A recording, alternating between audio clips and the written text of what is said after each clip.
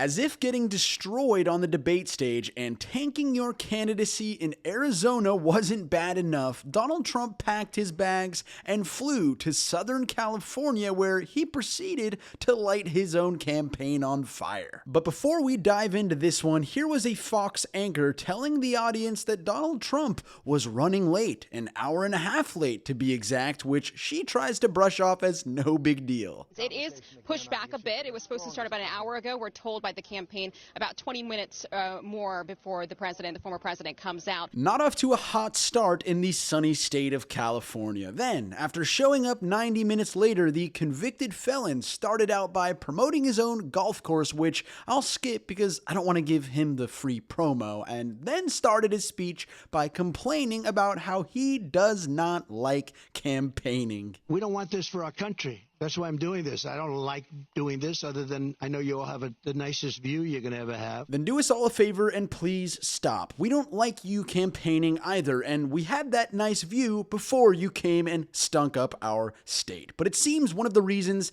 Donald doesn't like campaigning is because it causes severe memory issues and cognitive glitches. Here he was forgetting who he was running against, again, referring to Kamala Harris as, well, take a listen. Not only is Comrade Howard, I mean, if you take a look at this, but not only is Comrade Howard, is that one of the Kremlin agents who currently has him on payroll? I mean, that is as bad as it gets. So, to escape from the humiliation of botching his opponent's name, he shifted topics to one that he is a little more familiar with, which is the southern border, in another crazy rant that really did not resonate with any Californians. So one thing I'm going to do for California, vote for me, California. I'm going to give you safety.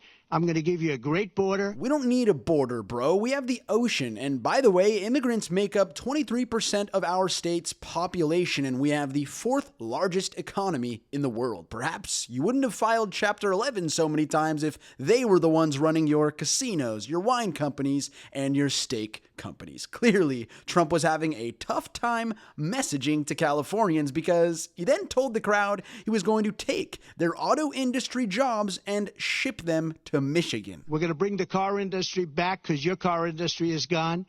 We're bringing it back to Detroit at levels that you'll never see again. Let it be known, Californians, if Donald Trump becomes president again, you will lose the auto industry forever. So the job killer is out here promising to do what he did best in his first term: kill more jobs. At least he's consistent. Then, in one of the most egregious claims of the speech, Trump said that if there were wildfires in his second term in California, he would withhold federal aid from Gavin Newsom. But with this group, everything is dead. The automobile industry is dead.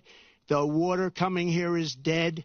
And Gavin Newsom is going to sign those papers. And if he doesn't sign those papers, we won't give him money to put out all his fires. Now we have confirmation that in Donald Trump's second term, he would let homes burn and Californians perish, all so that he could stick it to Gavin Newsom. Good to know. And just to show you how out of touch Donald is with Californians, he then went on to claim that he would have won California if the last election was fair and honest. If I ran with an honest vote counter in California, I would win California.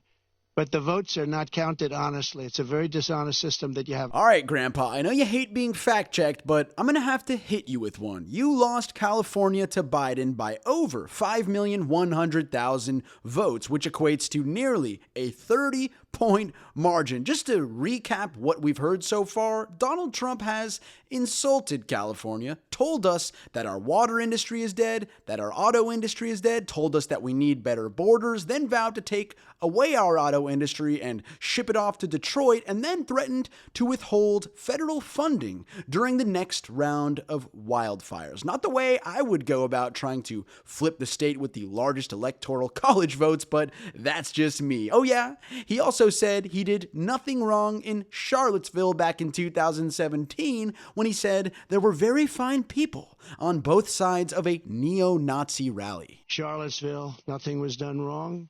All you had to do is read my statement, one more sentence, and you would have seen that. One more sentence of you praising Holocaust deniers and Hitler fanatics? No thanks, I think we got the picture, man. Alright, so after promising carnage in Cali and doubling down on anti-Semitism, the convicted felon tried one more strategy, which was to tell the crowd that he would have done everything in his power to keep Elon Musk in California, including wining and dining him and taking him to breakfast, lunch, and dinner. But think of it, Elon Musk, a great guy, brilliant guy, big company, lots of jobs, leaving. Nobody even calls him to try and get him to stay. I would have been on him.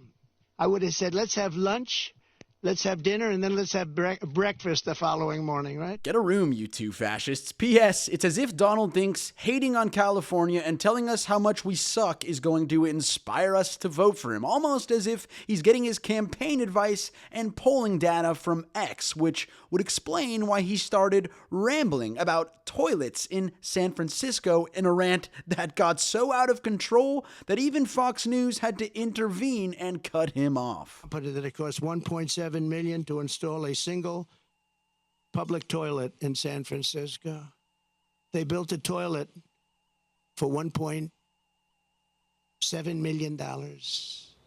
And it's not even nice. I saw Former pictures. President Donald Trump continues to speak there in Rancho Palos Verdes, California, John. He started about 1:26. He's been going for about 34 minutes so far, 35 minutes or so and counting, and really laying out a message to voters about why he thinks Kamala Harris is a bad choice. No, that is not what he was doing, Fox anchor. He was going on a tirade about toilets, which is why you had to swoop in and steal the mic from him. I mean, the fact that Fox, the network that is literally in the bag for him, won't carry his speeches in full means Donald Trump's campaign is in trouble. And by the way, Donald, railing about toilets is not going to help your flailing candidacy. And just to dig his own grave deeper, he closed out his rally by praising and defending Laura Loomer, the far-right activist, vile racist, and 9/11 conspiracy theorist who joined him at the debate and who attended a 9/11 memorial with him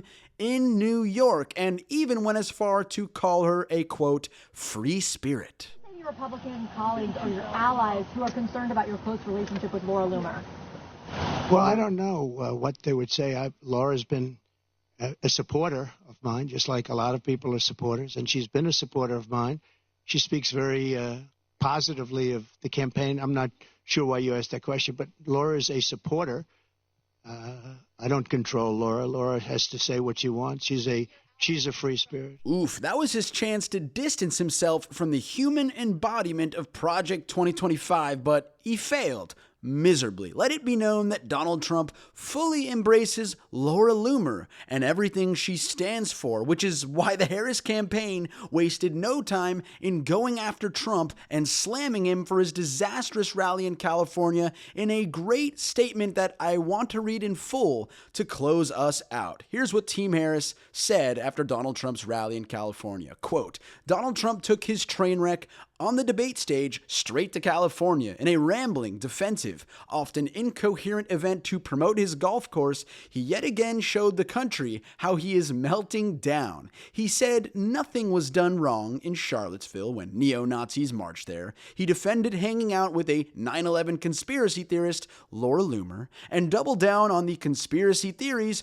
ripping an Ohio community apart. That's when Donald Trump rambles about cats, dogs, and geese being eaten by migrants, which is a lie. He also refused to address his plan to end the Affordable Care Act, ban abortion, and raise middle-class taxes by nearly $4,000. Americans are tired of Trump's same old playbook and will reject him this November. Signed, Kamala Harris. I could not have said it any better myself. The 78-year-old adjudicated rapist is in freefall, circling the drain with Laura Loomer and his lies, and in 52 days, we'll flush his campaign down the toilet where it belongs. Thank you guys for listening to today's episode of the Gen Z Perspective. If you enjoyed it, please subscribe to the show and give us a 5-star review on Apple, because as you can see, the MAGA lunatics have bombarded the podcast with 0-star reviews. I think we're worth a little more than that, but I also think it it shows you how terrified they are of our generation. Thanks again for tuning in, and I'll catch you guys next time on the Gen Z Perspective.